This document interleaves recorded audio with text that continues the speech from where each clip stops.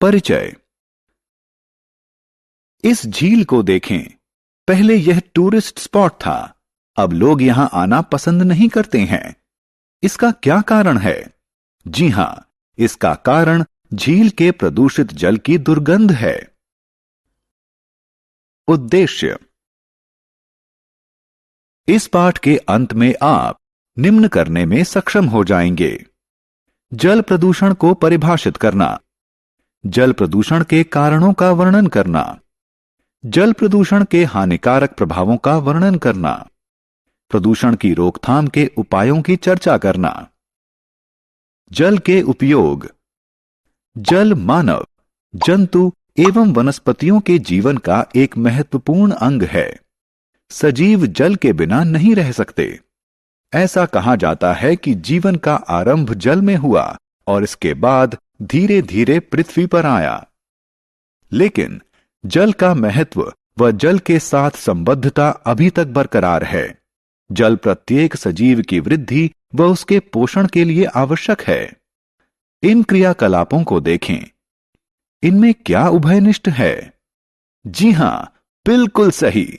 ये सभी क्रियाकलाप जल के उपयोगों को दर्शाते हैं। जल प्रदूषण। हम जानते हैं कि पृथ्वी के 70% भाग में जल है और यह हमारे ग्रह का सर्वाधिक महत्वपूर्ण प्राकृतिक संसाधन है। क्या आप जानते हैं कि यह कहां से आता है? यह प्राकृतिक स्रोतों जैसे झीलों, नदियों तथा महासागरों से आता है। हालांकि देखें कि हम इन संसाधनों के साथ क्या कर रहे हैं। आइए गंगा नदी का उदाहरण लें। करोड़ों लोग अपनी दैनिक जरूरतों तथा आजीविका के लिए गंगा नदी पर निर्भर हैं। अभी हाल में ही World Wide Fund for Nature ने पाया है कि गंगा विश्व की 10 सर्वाधिक प्रदूषित नदियों में से एक है। प्रदूषित स्रोत से आने वाले जल में जीवाणु, विषाणु, कवक और परजीवी हो सकते हैं जो हैजा, टाइफॉइड और पेचिस जैसे रोगों का कारण हैं। जल प्रदूषण के कारण। आइए जल प्रदूषण के कारणों के बारे में जानें।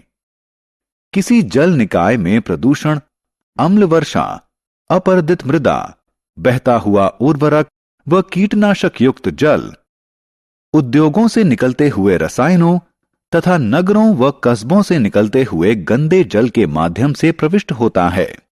उद्योगों से अवमुक्त होने वाले आर्सेनिक, सीसा एवं फ्लोराइड जैसे रसायन वनस्पतियों एवं जंतुओं में विषाक्तता फैलने का कारण हैं। प्रायः कारखानों एवं पावर प्लांटों में उनकी मशीनरी को ठंडा करने के लिए सामान्य जल का इस्तेमाल किया जाता है और गर्म पानी अवमुक्त किया जाता है।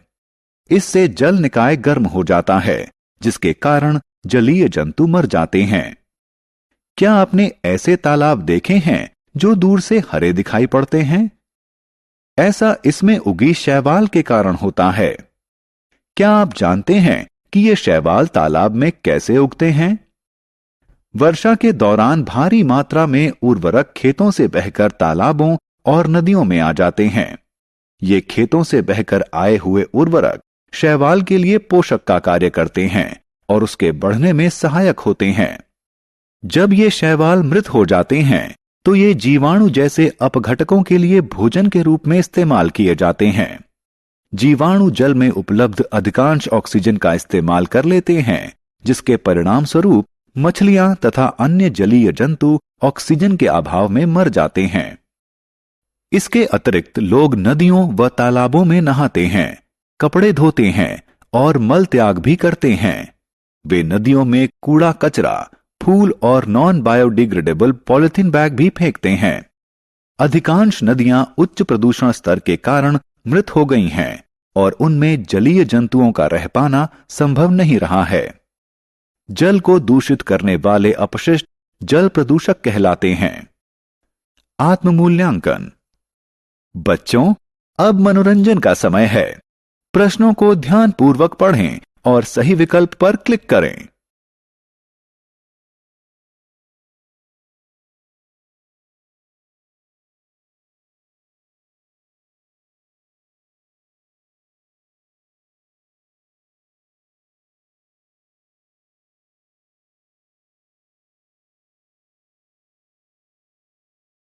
पीने योग्य जल क्या है?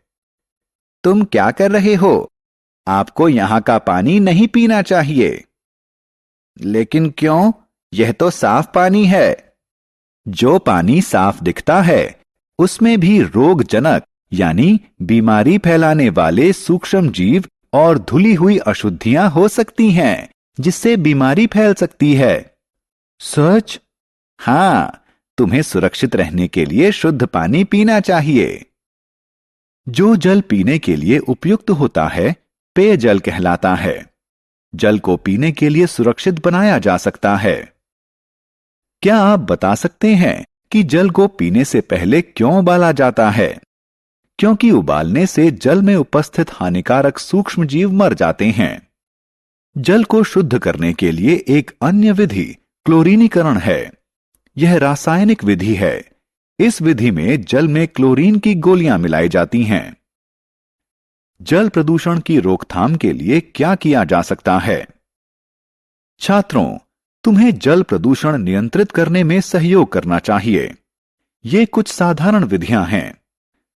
प्रदूषित जल को बिना उपचारित किए सीधे नदियों व झीलों में न गिराएं।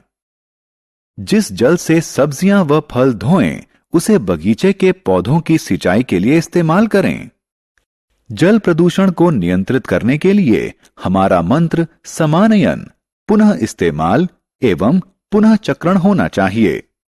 हमारी सरकार ने भी नदियों के जल को प्रदूषण मुक्त करने के लिए कुछ कदम उठाए हैं। उदाहरण के लिए सन 1985 में गंगा एक्शन प्लान की शुरुआत की गई।